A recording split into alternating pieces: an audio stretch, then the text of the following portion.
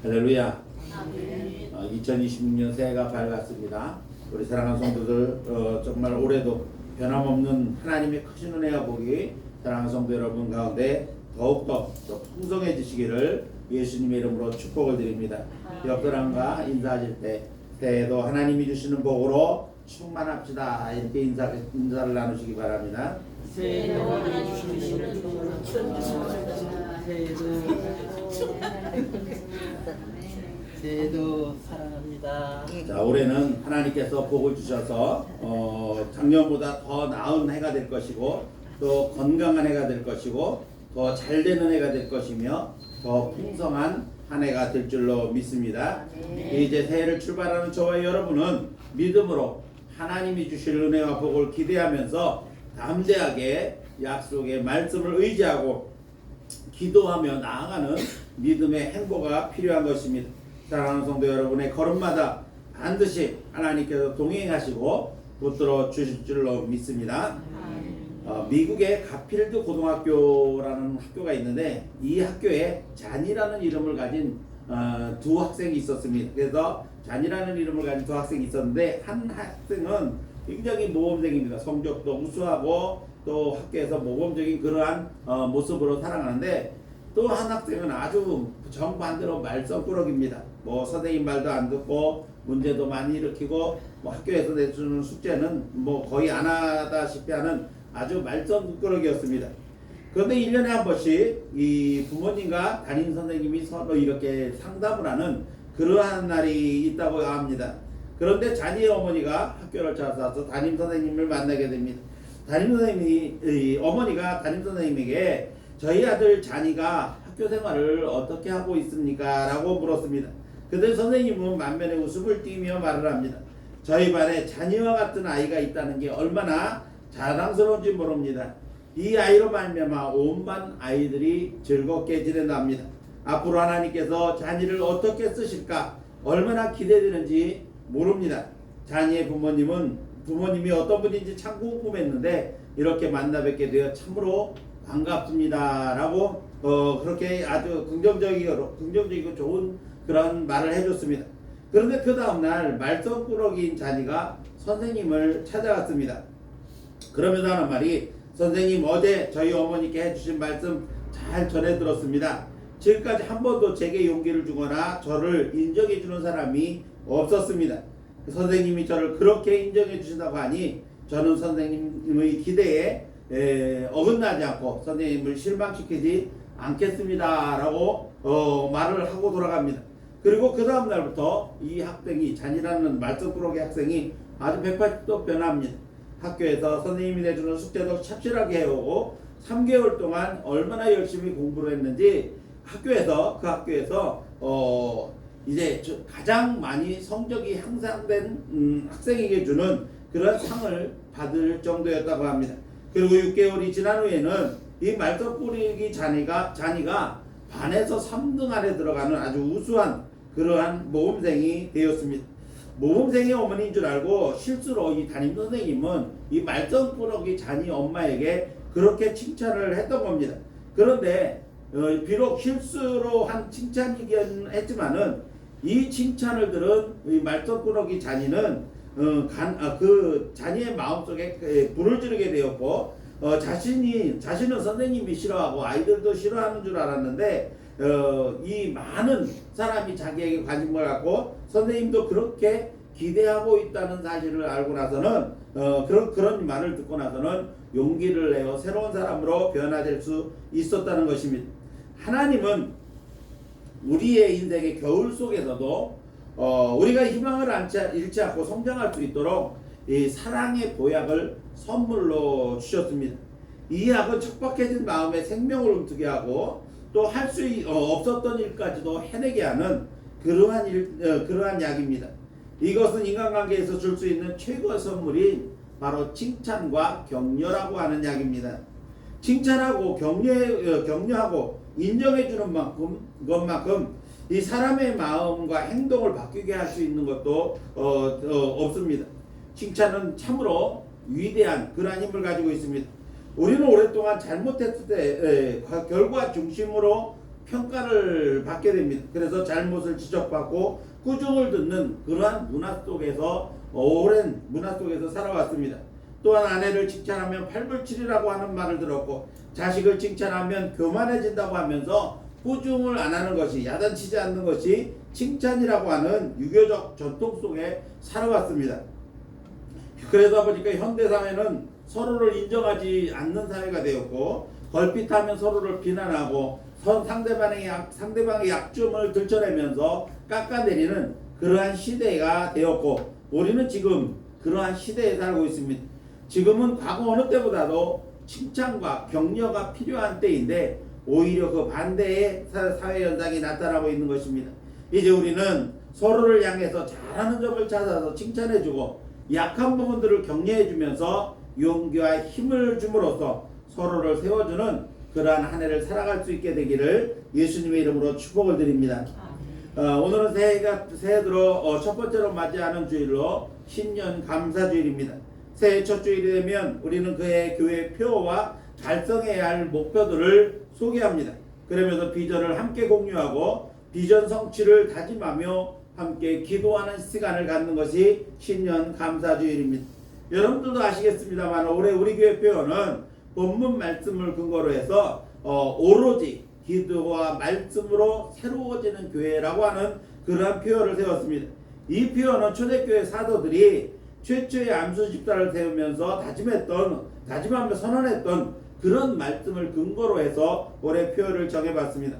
어떻게 보면 올해 표어는 너무나도 당연한 내용이고 그리고 많이 들어본 말씀입니다. 그러나 신앙에 있어서 가장 기본이 되는 것이 바로 기도와 말씀으로 제가 오랫동안 강조했고 또 모든 목사님들이 강조하고 반복해서 드리는 말씀입니다. 신앙이 견고하게 성장을 하고 든든히 서기 위해서는 필수적인 것이 바로 이 기도와 말씀이라고 하는 두 가지가 필요한 것입니다.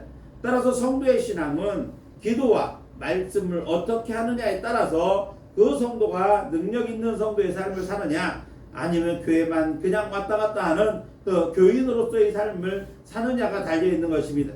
그래서 주의 종들의 입을 통해서 가장 많이 그리고 가장 강조해서 선포되는 말씀이 바로 기도와 말씀 생활을 강조하고 있는 것입니다. 오늘 본문은 앞에서 말씀드린 것처럼 초대교회가 아주 비약적으로 성장을 하면서 교회의 치리에 많은 문제점들이 이제 드러나게 됩니다. 그러다 보니까 사도들이 교회의 전반적인 살림을 맡아서 하다 보니까는 여러 가지 미처 이렇게 관심을 두지 못하는 그러한 일들이 발생을 하게 된 겁니다. 그래서 이제 이 안수 집사님을 세웁니다. 교회 살림을 맡아볼 안수 집사님을 7명을 세우기로 하고 자신들은 이제 자신 본연의 사도들 본연의 일인 기도하는 일과 말씀 전하는 일에 힘쓰겠다. 이렇게 다짐을 하고 선언하는 내용의 일부가 오늘 우리가 함께 읽은 본문 말씀입니다. 자, 성령이 강림하신 후에 사도들이 나가서 복음을 전하니까는 하루에 3,000명씩 5,000명씩 회개하고 돌아옵니다. 그러다 보니까 초대교회가 굉장히 빠른 속도로 성장을 했습니다. 그런데 초대교회 사역에서 가난한 자들과 사회적 약자들을 돌보는 구제가 있었는데 이 구제에 헬라파 사람들이 자꾸 누락되는 겁니다. 그러다 보니까 이 누락되는 헬라파 성도들이 유대인 성도들을 향해서 히브리파 성도들을 향해서 자꾸 원망하는 그러한 일이 발생을 하게 되었습니다. 생각해보면 12명의 사도가 하루에 3,000명씩 5,000명씩 회개하고 교회로 들어오는데 그 많은 사람들을 다 감당할 수 있는 것은 사실 어떻게 보면 불가능한 일이었습니다. 이런 원망의 소리가 점점 커지자 사도들은 그 일에 신경을 쓰다 보니까 사도들 본래의 일이었던 기도하고 말씀을 준비하고 전하는 그러한 사역에 지장을 받을 수밖에 없었던 겁니다.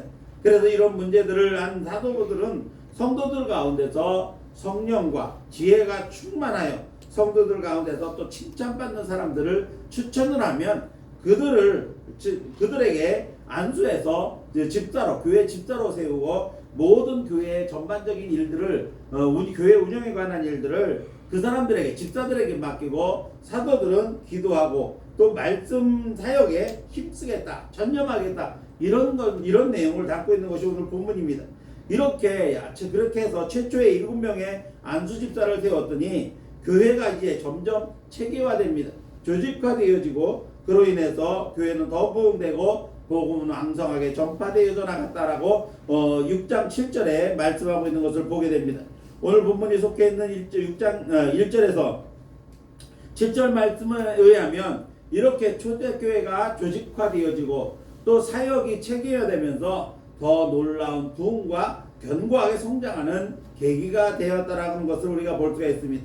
이제는 교회 사역이 체계가 잡히면서 복음 전파하는 일도 더욱더 효과적이고 조직적으로 수행할 수 있게 되어진 것입니다. 오늘 우리는 본문 말씀 가운데서 사도들을 통해서 전해졌던 그래서 교회가 부흥되고 성도들의 신앙이 더욱더 견고하게 성장을 위해서는 반드시 필요한 것들이 있다는 사실을 오늘 말씀을 통해서 배우게 됩니다.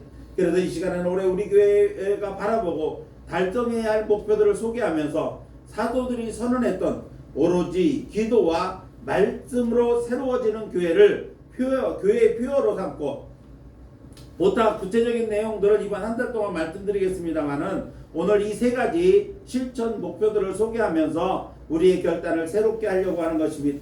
오늘 말씀을 통해서 다시 한번 새해를 출발하면서 성도 여러분의 다짐과 결단이 새로워지실 수 있기를 예수님의 이름으로 축복을 드립니다. 자, 그럼 올해 우리 교회가 구체적으로 이 달성해야 될 그러한 목표들은 어떤 것들입니까? 오로지 기도와 말씀으로 새로워지는 교회가 되기 위해서 우리가 달성해야 할 목표들입니다. 그 목표들을 보니까 목표들의 초점은 뭐냐면 더라고 하는 것입니다. 지금까지 우리가 하던 것, 우리가 있던 것에 더하여 하자는 결단이 필요하다는 것입니다. 그래서 첫 번째로 우리가 달성해야 할 목표는 성경 말씀 한 장 더 읽기입니다. 신앙생활의 기본이 되는 한 축은 말씀 생활이라고 말씀을 드렸습니다. 흔히 기도와 말씀을 설명할 때 기찻길의 두 레일이라고 그렇게 비유를 합니다. 또 혹은 수레바퀴의 두 축으로 비유를 합니다. 말씀과 기도 생활이 균형을 이룰 때 신앙이 바르게 성장할 수 있다고 하는 그러한 비유인 것입니다. 그렇습니다. 수차례 강조해서 말씀드렸던 것처럼 신앙생활의 기본은 기도와 말씀입니다. 성경은 단순하게 글로 쓰여진 책이 아닙니다. 하나님께서 당신의 뜻을 당신이 선택하신 사람들을 감동시켜줘서 기록하게 하신 것입니다. 그래서 그냥 책이 아니라 우리는 성경책을 하나님의 말씀이다, 거룩한 책이다, 이렇게 부르고 있는 것입니다. 디모데후서 3장 16절 전반부의 말씀을 보면 모든 성경은 하나님의 감동으로 되었다, 이렇게 말씀하고 있습니다. 따라서 이 말씀은 성경이 어떻게 만들어졌느냐, 어떻게 기록되어졌느냐를 설명하는 그러한 말씀인 것입니다. 그래서 성경의 원저자는 하나님이십니다. 그리고 기록한 사람은 저자가 아니라 대필, 즉 자신의 창작물이 아니라 하나님이 말씀하신 것을, 성령을 통해 말씀하신 것을 받아 적은 것입니다. 그래서 성경은 하나님의 감동으로 된 것이기 때문에 하나님의 말씀인 것입니다. 성경은 그냥 읽음으로 감동을 주는 책이 아닙니다. 그래서 일반 소설이나 또한 일반 책들은 사람들에게 지식도 제공하고 때로는 감동을 줍니다. 그런데 그것으로 그 대부분은 끝납니다. 그러나 하나님의 말씀인 성경은 읽고 듣고 묵상하고 그리고 그 말씀대로 실천할 때 능력이 나타난다는 겁니다. 그래서 하나님의 말씀은 살았고 운동력이 있다고 히브리서에 말씀하고 있는 것입니다. 디모데후서 3장 15절 말씀 후반부와 17절 말씀을 보면 성경의 기능에 대해서 이렇게 말씀을 합니다. 교훈과 책망과 바르게 함과 의로 교육하기에 유익하니 이는 하나님의 사람으로 온전하게 하며 모든 선한 일을 행할 능력을 갖추게 하려 합니다. 성경의 기능을 이렇게 말씀하고 있습니다. 그래서 성경을 열심히 읽고 듣고 그 말씀대로 순종하여 행하면 그 안에서 교훈도 받고 또 잘못된 것에 대하여 책망도 받고 바르게 인도함도 받는다는 겁니다. 의로 교육하기에도 유익하다는 겁니다. 이 이유는 뭐냐 하면 하나님의 사람으로 온전하게 하고 선한 일을 능력 있게 할 수 있도록 하기 위해서 하나님의 말씀이 필요하다는 것입니다. 이보다 앞선 15절 말씀을 보니까 디모데후서 3장 15절 말씀을 보니까 성경 말씀의 역할에 대해서 뭐라고 말씀하는가 하면 성경은 능히 너로 하여금 그리스도 예수 안에서 예수 안에 있는 믿음으로 말미암아 구원에 이르는 지혜가 있게 한다. 이렇게 말씀했습니다. 그러므로 성경을 우리가 왜 읽어야 합니까? 바로 성경을 통해서 우리가 구원에 이르는 지혜를 얻기 때문이다. 하나님 앞에 가까이 나아가는 지혜를 얻기 때문이다 라고 하는 사실입니다. 그러므로 우리가 성경을 읽어야 하겠습니까? 아니면 멀리 해야 되겠습니까? 마땅히 성경을 우리가 열심히 읽어야 됩니다. 사랑하는 성도 여러분, 우리는 지난 1년 동안 또 우리가 해마다 매일 정해진 분량을 읽어서 1년이면 성경을 일독을 합니다. 그러나 올해 우리의 목표는 지금 읽는 성경 분량보다 한 장씩 더 읽자는 겁니다. 각자가 개인적으로 말씀을 따로 읽고 묵상하고 깨달아지는 은혜대로 순종하여 말씀의 능력을 경험적으로 체험하자라고 하는 말씀인 것입니다. 더 읽는 것이 어려우면 읽은 말씀을 읽는 것으로만 그치지 말고 깊은 묵상을 통해서 보다 더 깊은 말씀의 은혜를 깨닫고 경험하자고 하는 말씀인 것입니다. 그러므로 이제 사랑하는 성도 여러분들이 올해는 하나님의 말씀인 성경을 더 많이 더 열심히 읽어 말씀에 기록된 약속들을 붙들고 기도해서 성도 여러분이 말씀의 능력 가운데 살아가는 그러한 성도 여러분들이 되실 수 있기를 예수님의 이름으로 축원합니다. 두 번째로 우리의 두 번째 목표는 뭐냐면 하루에 30분 기도 더하기입니다. 성경에는 수많은 기도의 사람들이 이야기가 나옵니다. 성경에 기록된 믿음의 사람들의 공통점은 모두가 기도하는 사람들이었고 또 기도로 하나님의 뜻을 깨달았고 또 하나님의 음성을 들었고 하나님께 쓰임받았던 사람들이 대부분이었다는 것입니다. 올해 오후 찬양 예배 시간에는 우리가 성경의 인물들을 중심으로 이제 말씀을 좀 전해드리려고 합니다. 그래서 그들의 신앙의 특징을 배우고 또 그들에게서 또 이 신앙의 본을 우리가 함께 배워보려고 합니다. 말씀을 들을 때 알겠지만은 그들의 공통적인 즉 신앙의 성경에 기록된 신앙의 사람들의 공통적인 특징은 바로 그들이 열심히 기도하는 사람, 그래서 하나님과 교통하는 가운데 살았던 사람들이었다는 것입니다. 마찬가지로 기도는 하나님의 자녀된 성도들이 하나님과 교통하는 가장 직접적이고도 효과적인 그러한 방법이라고 할 수가 있습니다. 대화가 단절된 관계는 좋은 관계라고 할 수가 없습니다. 대화가 단절되면 서로에게 오해가 쌓이고 풀리지 않고 또 오히려 그 관계가 악화되어져서 좋은 관계를 유지할 수 없고 오히려 관계를 파괴하는 그러한 결과를 가져올 수도 있습니다. 혹시 여러분들 요즘 주말 드라마 중에서 화려한 날들이라고 하는 드라마를 보시는지 모르겠습니다만은 이 드라마를 보면 초반에 아들과 아버지가 서로 대화를 하지 않아서 서로의 의견, 서로 사랑하는 그런 부모 자식 간의 사랑이 있는데도 불구하고 서로가 이야기를 하지 않아서 서로의 마음이 확인되지 않으니까 서로에게 오해가 쌓여져서 그 관계가 악화되는 그러한 모습들을 보게 됩니다. 그러나 최근 들어서 서로의 마음을 알고 나서 깊은 대화 속에서 알고 나서는 부자 관계가 이전보다 더 돈독해지는 그러한 모습을 보게 됩니다.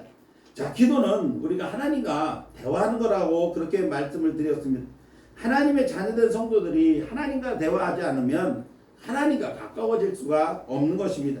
성경의 인물들 중에서 에녹이나 아브라함, 모세 같은 사람들이 왜 존경을 받고 모든 성도들이 본받을 만한 위대한 믿음의 사람들이 되었을까요? 그들은 기도하는 사람들이었기 때문이라는 것입니다. 이처럼 기도하는 사람은 하나님과 끊임없는 교제와 교통을 할 수가 있고 이를 통해서 성령의 충만한 능력을 받고 또 성도로서의 능력 있는 삶을 살아갈 수가 있게 되어지는 것입니다. 올해 우리 교회의 두 번째 목표는 하루에 30분 더 기도하기입니다. 고작 30분이냐고 말하는 사람도 있겠습니다만은 하루에 몇 시간씩 기도하는 사람에게는 30분이 짧은 시간이겠지만 30분이라 이 짧은 시간이라고 느껴질 만큼 기도를 많이 하는 그러한 성도들이 그렇게 많지는 않을 것으로 보여집니다. 그리고 30분이라는 숫자는 이 숫자적 의미보다는 내가 지금 기도하고 있는 시간보다 더 많은 조금이라도 더 많은 시간을 우리 하나님 앞에 무릎 꿇고 기도하자고 하는 그러한 의미의 말씀인 것입니다. 이런 기도의 결단이 있어야만 우리가 더욱더 하나님 앞에 간절하게 나아갈 수가 있게 되어진다고 하는 것입니다.